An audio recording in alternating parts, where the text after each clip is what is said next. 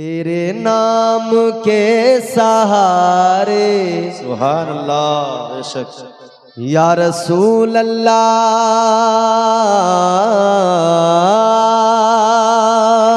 तेरे नाम के सहारे मेरा नाम चल रहा है। तेरे नाम के सहारे मेरा नाम चल रहा है। जिनका नाम हुजूर के नाम के सहारे चलता है वो कह दे सुभान अल्लाह। तेरे नाम के सहारे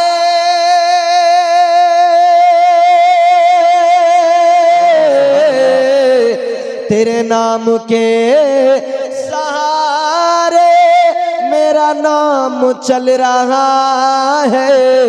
तेरा नाम ले रहा हूँ आका, तेरा नाम ले रहा हूँ, मेरा काम चल रहा है। सुभान अल्लाह। नाम ले रहा हूँ, तेरा नाम ले रहा हूँ, मेरा काम चल रहा है। सब हुजूर का करम है कि हम बचे हुए। बेशक तो ये बड़ी बात है, हम हुजूर के उम्मती हैं। मगर मेरे भाई अब जरा मेरी बातें दिल के कानों से सुनना। जज़ाकल्लाह खैर। हुजूर का करम तो बचा रहा है, मगर ये भी याद रखना अल्लाह ताला अगर नवाजिश करने पे आए, करम करने पे आए, बख्शने पे आए, बड़े से बड़े गुनहगार को बख्श दे। हुजूर की रहमत अगर शफाअत कराने पे आए तो बड़े से बड़े पापी, बड़े से बड़े गुनहगार की शफाअत हुजूर करा दे।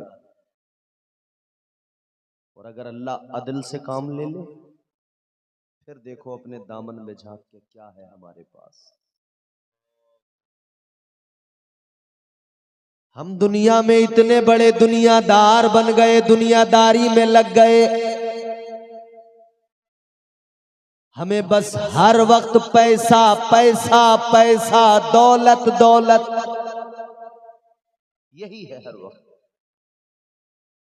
जैसे भी आए पैसा आ जाए, जैसे भी आए माल आ जाए।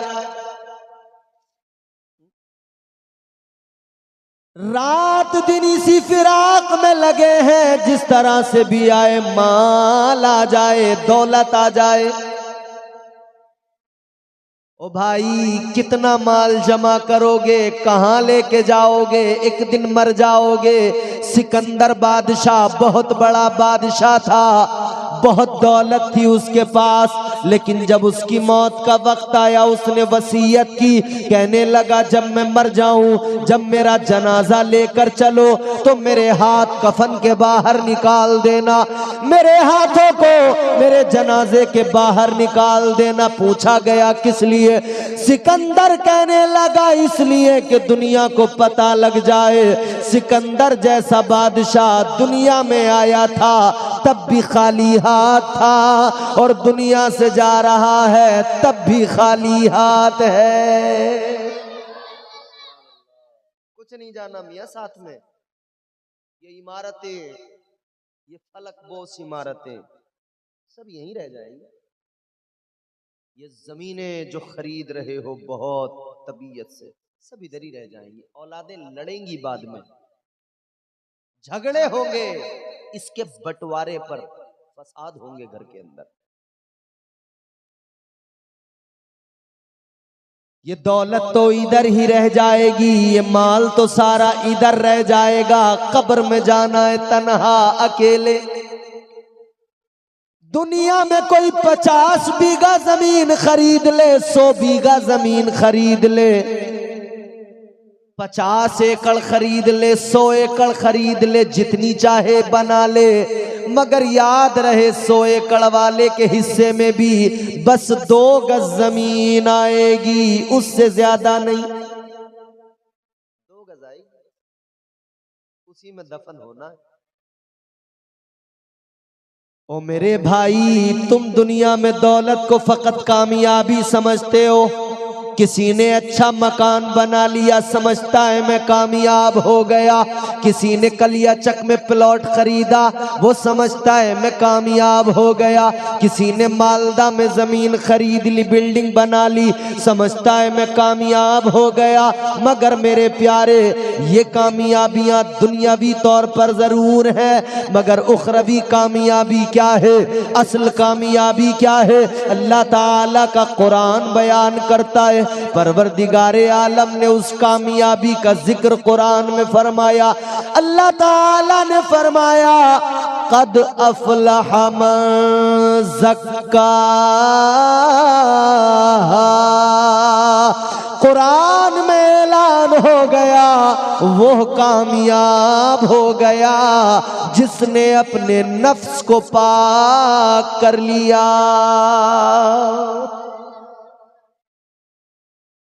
बाहर से सफेद उजले कपड़े पहन लिए, अंदर से गंदगी गिलाजत। बताइए क्या ये हाल नहीं है? हमें बाकियों से मतलब क्या, दुनिया से मतलब क्या, क्या कर रहा है कौन, कुछ भी करे, हमें तो अपने आप से मतलब है, अपनी कौम से मतलब है। बोलिए, दुनिया कुछ भी करे, दुनिया सूद ब्याज के काम डट के कर रही है, हमें तो मतलब मुसलमान से है। मुसलमान, तुझे ये काम अल्लाह ने हराम कर दिए। ये हराम की दौलतें जमा करना बंद कर दो। ये जुए में पैसे कमाना, जुए में बाजियां लगाना, ये सट्टे लगाना, ये चौराहों से, शहरों से ये लॉटरियां खरीदना, खुद को बर्बाद करना छोड़ दो मेरे भाई। चक्कर ये है कि हमारे यहाँ लोग शॉर्टकट तलाश करते, शॉर्टकट।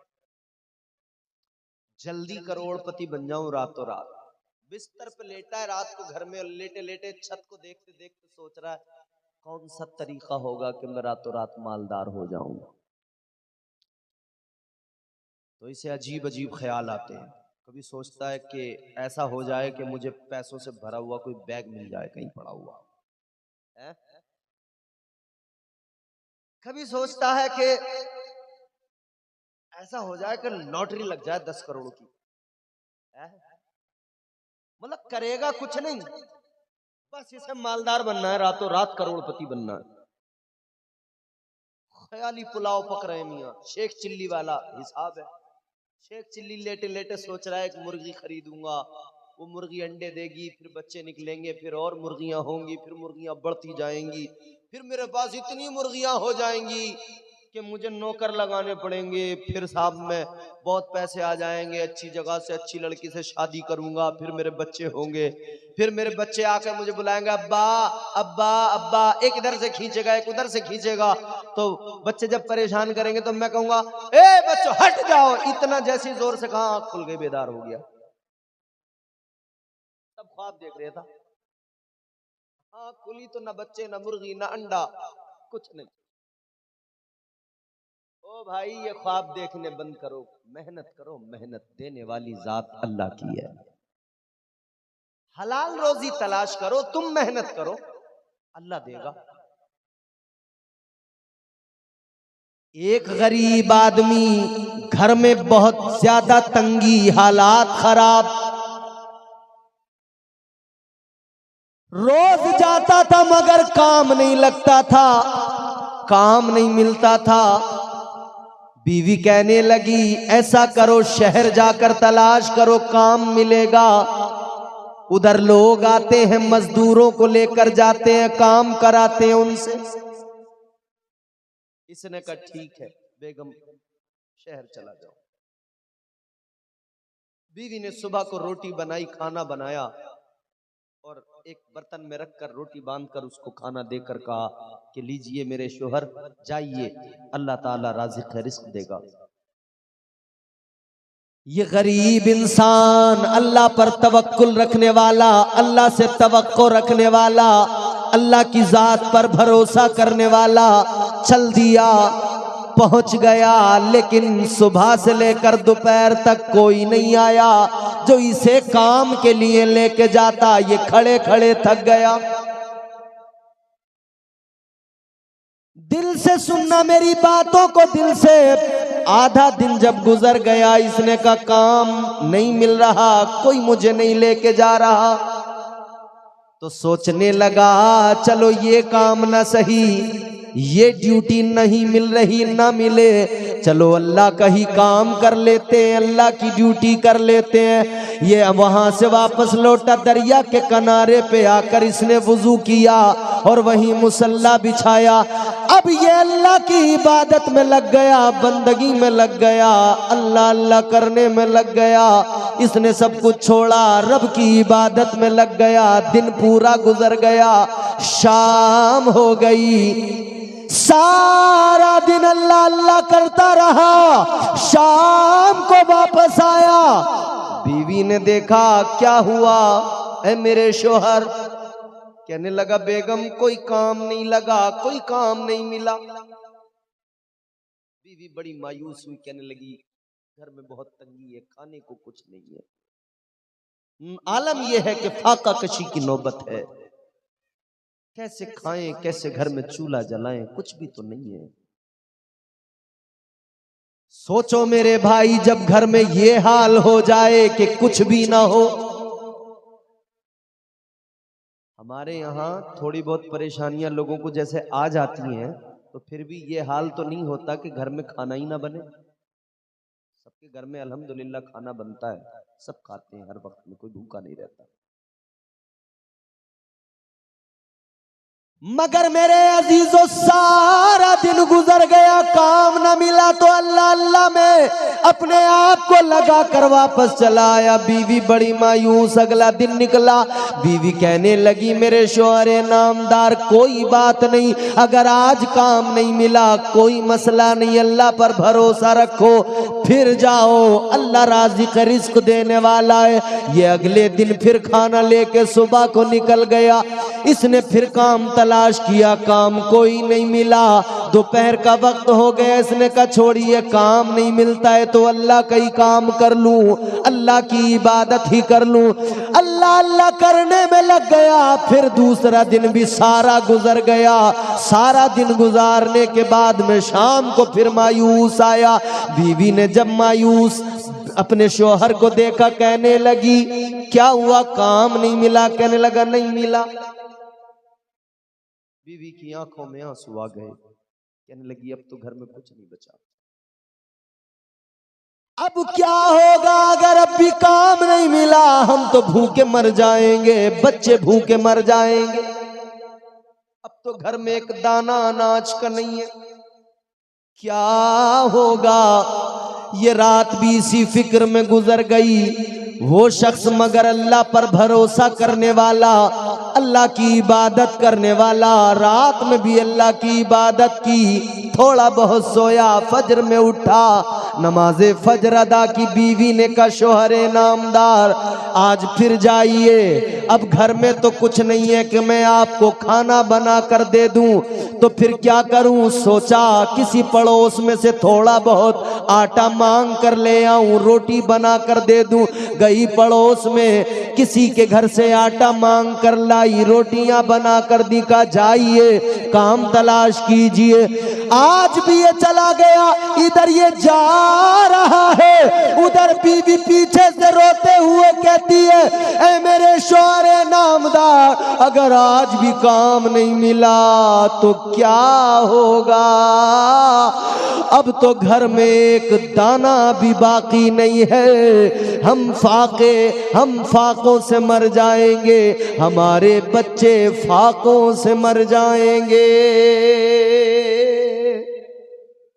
अल्लाहू अकबर। इतनी खतरनाक सिचुएशन, इतनी क्रिटिकल सिचुएशन, मगर ये दीवाना चल पड़ा, काम तो नहीं मिला। फिर इसने अपने आप को अल्लाह के काम में लगा दिया।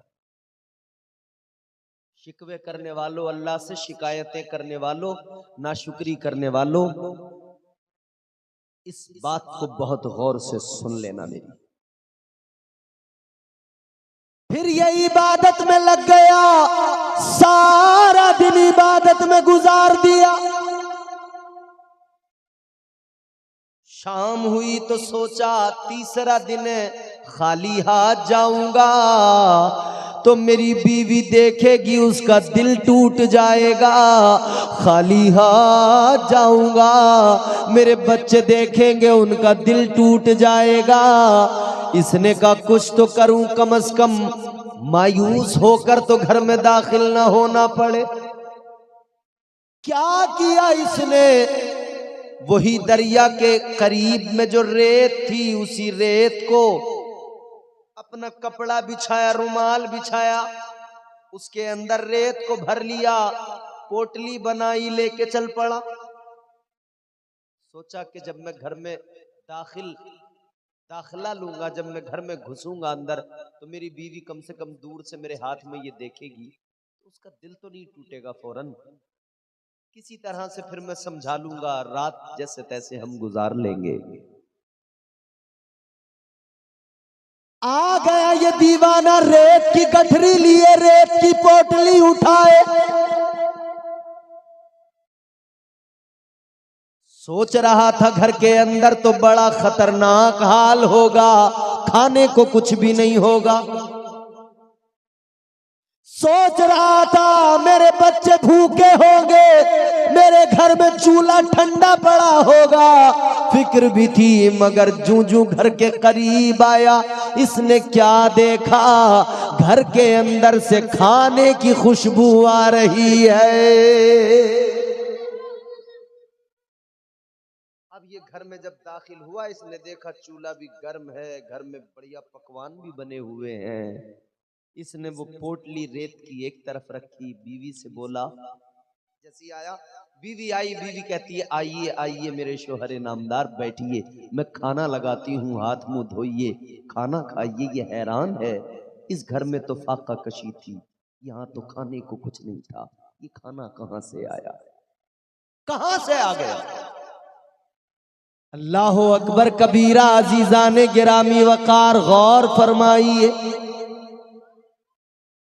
कुछ नहीं था, मगर ये हैरान कहां से आ गया? बीवी ने खाना लगाया।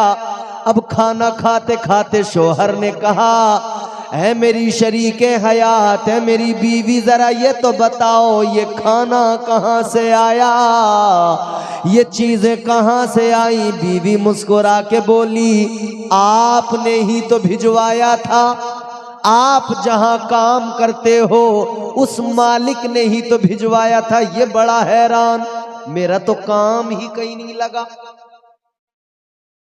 ये तो बड़ा हैरान, मेरा तो काम ही नहीं लगा कहीं।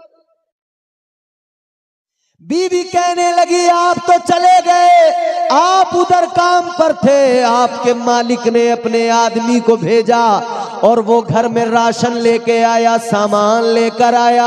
आकर उसने बताया कि जहां जिसकी नौकरी आप करते हो, जिसका काम करते हो, उसने भेजा है, ये सारा सामान है, ये राशन है, ये घर में रखो। बीवी कहने लगी, सारा सामान आ गया। अल्लाह अकबर, ये हैरान हुआ, ये हैरान हुआ, मगर इसकी अक्ल ने और इश्क ने फैसला सुना दिया, ये सब कुछ जो आया है ये किसी और ने नहीं बल्कि अल्लाह ताला ने भेजा है। इसने अपने आप को अल्लाह के काम में लगाया, इसके घर में रिस्क भी अल्लाह ने पहुंचा दिया। अल्लाह की जात पे बंदा भरोसा तो करे, तवक्कुल तो हो, मगर नहीं मियां, यहाँ तो माल माल माल माल, दौलत दौलत दौलत, पैसा पैसा, हराम कहो हलाल कहो, बस कोई फर्क नहीं पड़ता। अभी ये जो पोटली उठा के लाया था रेत भर कर, इसने कहा जरा इसको भी देख लूं। इसने बीवी को जब वो पोटली खोल के दिखाई तो हैरान हो गए। अब उसके अंदर रेत नहीं थी, अब अल्लाह के करम से उसके अंदर भी अल्लाह ने उस रेत को सोना बना दिया था। ऐ मेरे भाई कभी अल्लाह की बारगाह में भी झुको, कभी अल्लाह को भी राजी करो, हलाल रोजी के लिए जद्दोजहद करो। ये सट्टे, ये जुए, ये लॉटरियां छोड़ दो, छोड़ दो मेरे भाइयों। ये शॉर्टकट के रास्ते, ये शॉर्टकट तलाश करना छोड़ दो। ये अपने आप को सूद ब्याज के कामों से बचाओ। याद रखो, हलाल रोजी तलाश करो। कामयाबी तब मिलेगी जब आप अपने नफ्स को पाक करेंगे। नफ्स पाक तब होगा जब आपकी रोजी हलाल होगी।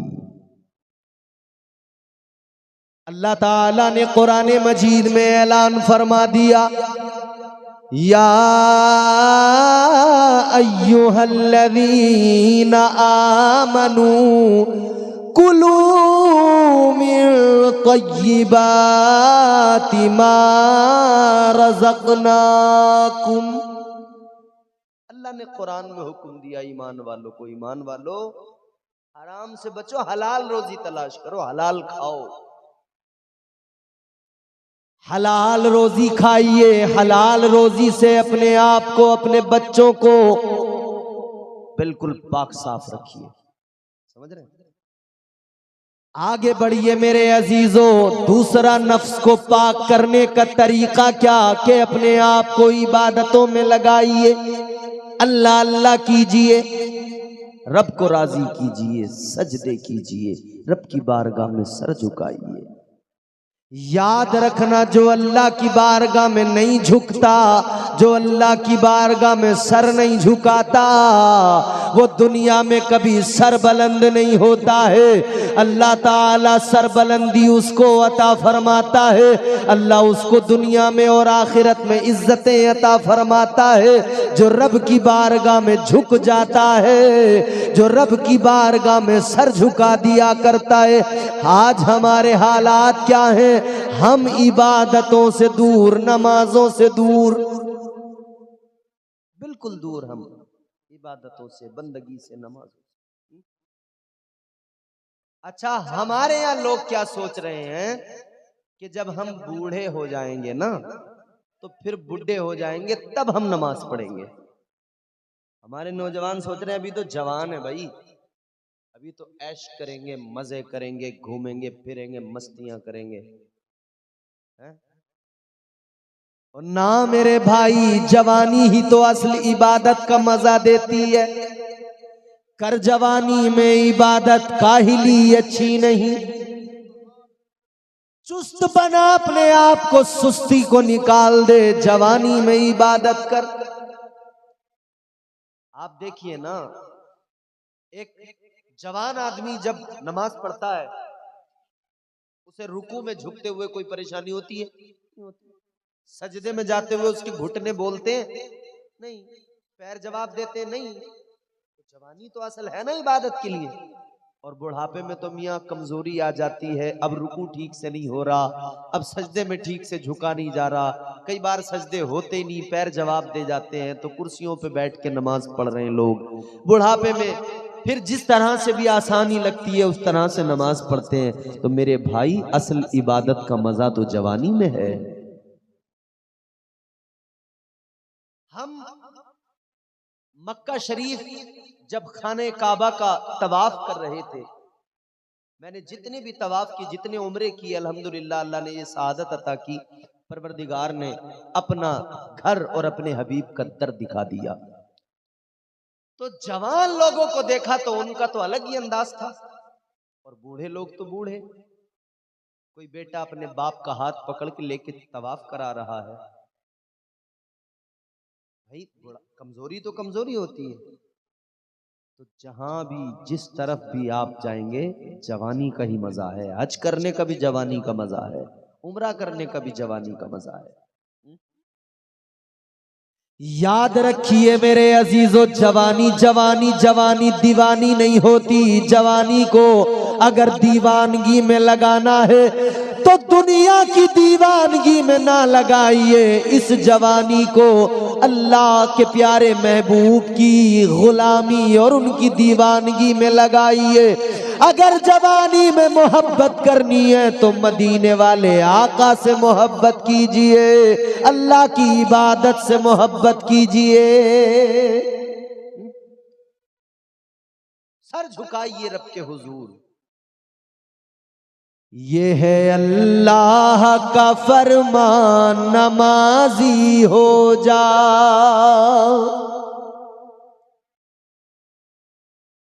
ये है अल्लाह का फरमान, नमाजी हो जा।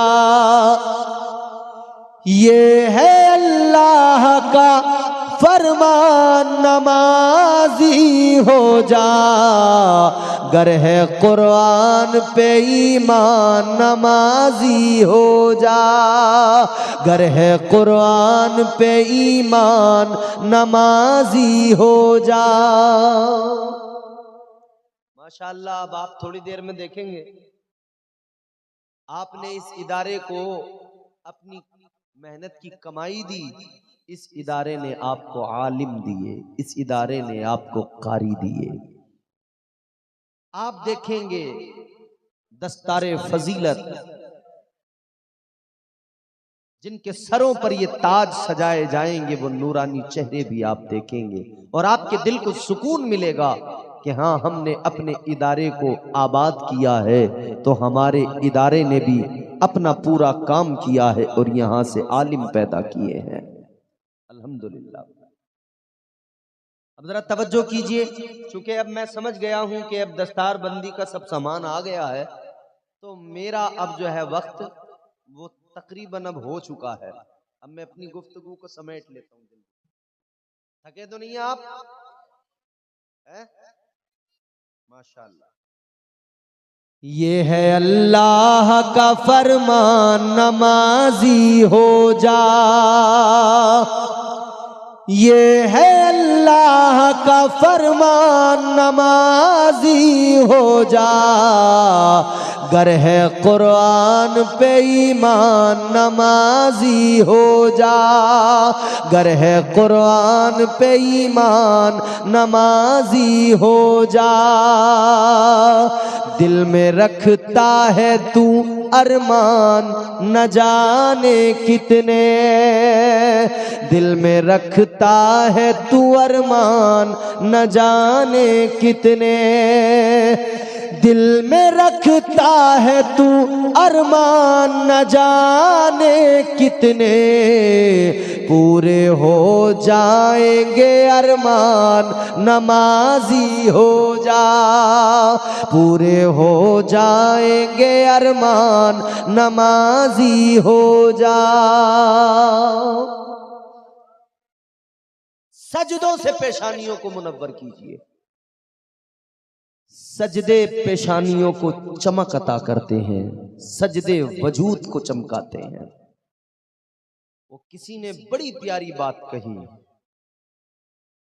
हो जाएगा चेहरा नूरानी और दिल में चमक आ जाएगी। हो जाएगा चेहरा नूरानी और दिल में चमक आ जाएगी। तुम रोज कलामे पाक पढ़ो, सांसों में महक आ जाएगी।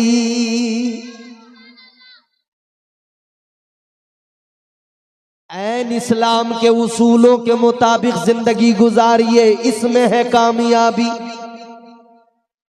नफ्स को पाक कीजिए, इसमें है कामयाबी। और जिसने नफ्स को गंदा किया उसके लिए कुरान ने क्या कहा? परवरदिगारे आलम ने फरमाया,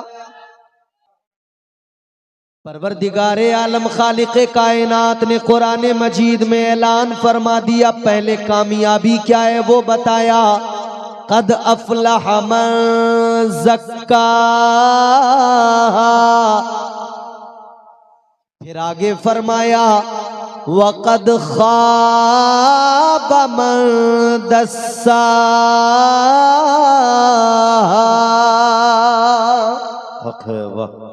नामुराद हुआ जिसने अपने नफ्स को आलूदा कर लिया, गंदा कर लिया। फेल हो गया, वो फेल हो गया।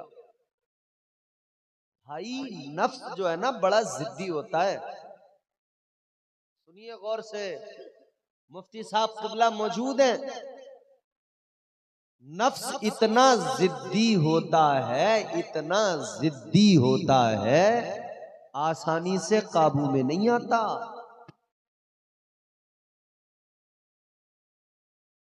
कई बार आदमी इरादा करता है आज नमाज पढ़ूंगा, नफ्स कहता है आज छोड़ कल से पढ़ेंगे।